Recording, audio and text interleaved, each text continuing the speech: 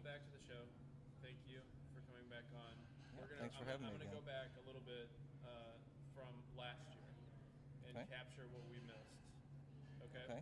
So, what brought you to St. Louis Days.net, and what keeps you coming back for more? I've been here from the very first day of .NET and wouldn't miss it for the world. It's the best technical conference I've been to in pretty much the whole region, That's awesome. if not the whole U.S. Yeah, I can't say that enough. I was thinking about that in the hotel room last night. I was thinking, what could I say that would really speak to people on, like, why should I not just do a Google search, YouTube video, or learn or whatever? It's the experience, being here, meeting guys, It's and the people. gals, and the people, and it just like I said, the overall experience. It changes the way you think while you're here, and it makes you a little bit more productive and think outside the box, and want to be more engaged, and network and just learn. I mean, it's wonderful.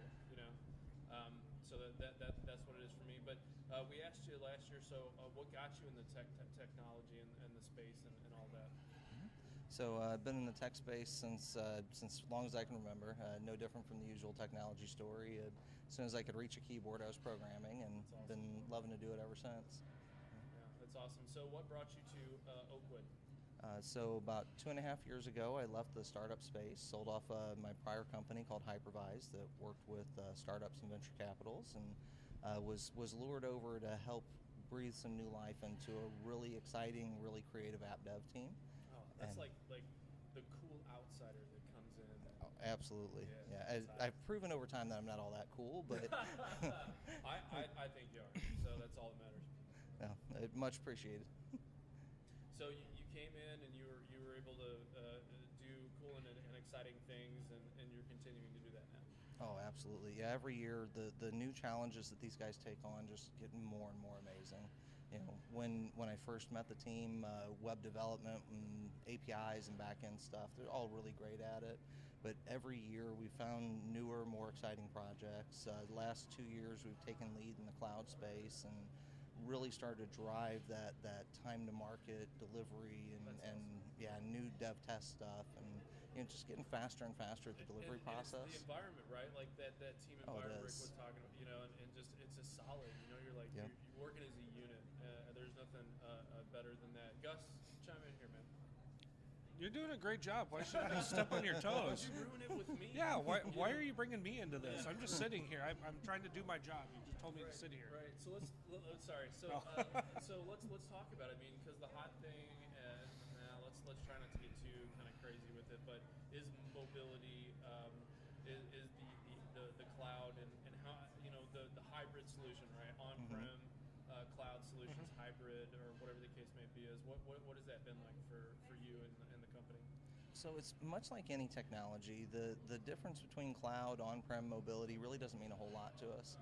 Our focus is all on modern applications. So our biggest strengths are in the back-end space, the API space, the services space, and all those other things around it. Those are just ways to express that data and get it out to customers so that they can turn it into actionable change. So since we're focused so much on the back end, we've got to do some really great things on the front end. And I can see that. Yeah, and mobility is a big part of it. Windows 8, we do a lot of Project Sienna and app portal stuff for really fast front-end user interfaces, web dev, all of that. But probably the most exciting thing are the type of things that you see at the booth right now, because we're getting more into that Internet of Things. Tell us about it. Yeah, let's talk about that. Yeah, that's then I've got real some big questions. passion. Yes. Yeah, so this year one of our biggest growing passions in the team is Internet of Things. So we've started doing a lot of things in the retail space and the manufacturing space, and just tapping into those physical things in these environments and getting data out of them and taking them to the cloud and refactoring. Questions right now. Yeah. But you go ahead. Yeah. So probably one of the coolest outcomes of that is if you go by the booth, we have this big Plinko machine where we hacked some Xbox controllers and hacked some Spheros and built a little light board that does some random generation, and people get to race around the board. And all that came from experiences that we had with some customers that wanted to build some new things that reached out to customers in the retail space. Cool. So every bit of that is customer-driven technology that we just turn into a game. Go to your boss like, hey, I want to do this project, and just kind of like maybe hit it underneath some other stuff? So I think that's a good part of the culture is we don't go to a boss like that. No, right. Every year we have a club that does those things. This is all R&D, right? Like a club R&D. Like they're doing this stuff for fun. Yeah. That's awesome. Which is even better. But I was going to ask you, so inside the Internet of Things, what are the two biggest stumbling blocks you guys came across in learning and designing? So there's a lot of movement and technology in that space that's really budding, really brand new. A lot of the Azure pieces have only been announced 3 or 4 months ago. Yep. So we've been working with them a little longer than that as an early adopter and an insider, but even then we're so far ahead of that learning curve that it takes time to get the team caught up and up to speed. Oh, I can believe that. Okay. Yeah. So I mean, this is kind of the internet, the bands. It really is. That's a start. Yeah. It's kind of the start, and RFID tags and how Mhm. you know, and industrial wise. I mean, in this area, there's a lot of industrial manufacturer type things going on. Tons of it. Yeah. So being able to optimize those kinds of machines and stuff, that's going to be a really exciting future, and how to capture all that data. Has there been a particular thing that you're a fan of, like a processes of collecting that? Yeah, so a new tool called Azure ISS, or Intelligent Systems, gives us a new way of breaking down data out of those things and creating some consistent, reliable outputs. Nice. So one customer that we're working with this year, we spoke with probably 3 years ago on the very same topic, right when I joined the company, and the estimate we put together was in the neighborhood of $7-8 million to build out the solution that they wanted. Well, we built it's huge. It's huge. It's That's a big multi-year, risk. Yeah. Well, now thanks to the ISS system, we rebid the same thing, and we went back to them and said, you know what, we don't need $8 million anymore. Let's do that for less than $500,000. Everybody loves under budget. That's awesome, Right? isn't it? 300,000 later, we had a product in their hands. They Which have is that even product better. out in the field. Yeah. I mean, you couldn't do that 5 years ago, 2 years ago. Yeah, it's funny how the way that we're running right now is we're running so close to bleeding edge, Yep. but it's still safe. Yeah. I mean, we're not having the Right. problems that we did 10, 15 Right. years ago, where if you installed the new version of whatever and it just did not work, you wouldn't dare for Right. 6 to 8 months. Now we're going 1 to 2 months and putting it on and going.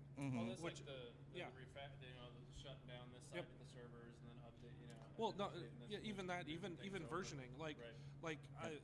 5 years ago, if I was sitting in a corporate client, like a large corporate client, I would say, okay, we're on 2015 is coming out next year. We'll go on that sometime in 2016, maybe early 2017. Now it's like, okay, it comes out in June. We'll go July or August, just long enough to make sure that there's nothing breaking, right? But then you're on it and you're going. Yep. Right, and that's the biggest shift in the culture that way, I think. And that's the same thing I'm seeing as well. Yeah. One thing I'd probably add to that also is that whole open source and community focus that Microsoft has this year, and that quite frankly a lot of people have. Yeah. So that whole ISS play wasn't enabled because of rapid development. It was enabled because Microsoft partnered with Hadoop. Yep. And then they said, we're going to build on top of Hadoop, and we're going to make things even cooler. And Hadoop said, yes, please. Yeah, absolutely. right? More Yeah. market share. Yeah. Okay. The Global Hack, a recent event we were at, used to do a lot of stuff, communication, and Yep. it was fantastic. This is the first time I've actually seen that in a demo type setting. So that was really awesome. That was exciting. I really liked that. Yeah. So what technologies do you see in the next 6 months? Creeping in. You see anything in the future? That's a good projection. For us in the next 6 months, we're going to be really granularly focused on some of the machine learning things. Okay. That taking that ability that used to be held within deep BI teams and getting that out to the business. Okay. That whole machine learning side gives us the ability to model data, put together some predictions, and then push it back in through web services. Cool. So we don't have to have a multi-million-dollar data warehouse or 20 BI architects to deliver a really insightful bit of data intelligence. And I'm guessing on top of that, you're going to dashboard it, right? Oh, Because absolutely. that's the Because if Yep. you didn't, I was going to say it. Yep. The dashboard. dashboards Yep. are huge Dashboards right are now. the thing. They're 2015-16. Oh yeah, absolutely. They're the next move, and that's Dashboard. Yep. You know? Yeah. But it With just gets massive amounts of it gets quality data to people. Yeah. Like instead of miscellaneous data, the quality of the data is Yep. better. Well, We the get more quality, aspects. your nearline, right? Mhm. It's not yesterday's or last week's. It's Right. nearline. It's within an hour, probably. Right. The people that need to see it can, and they can see it now. Now. And that's the big thing, because then Yep. you can do cost analysis, ROI, project adjustments, all that stuff right now, real Yeah. time, and it really saves tons and tons of money. Mm-hmm.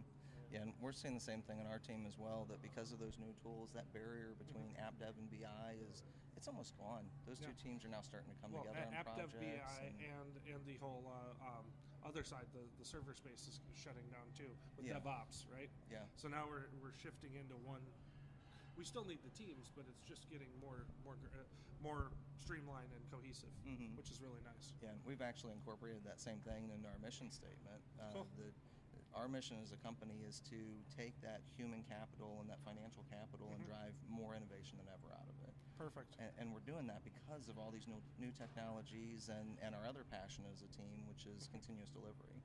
Cool. So moving people closer to continuous and capitalizing on some of the things we've had the great fortune of working with because of the consulting space. That's awesome. Getting really deep into a CD cycle and delivering code within hours rather than days, weeks, or months. Yeah, that's huge too. Because you can write it and figure out what doesn't work, and then fix it much more effectively than normal. And one of your associates I saw at a Connect event, so I'm excited to see what you guys can maybe pull off with some stuff like that, Connect for Windows.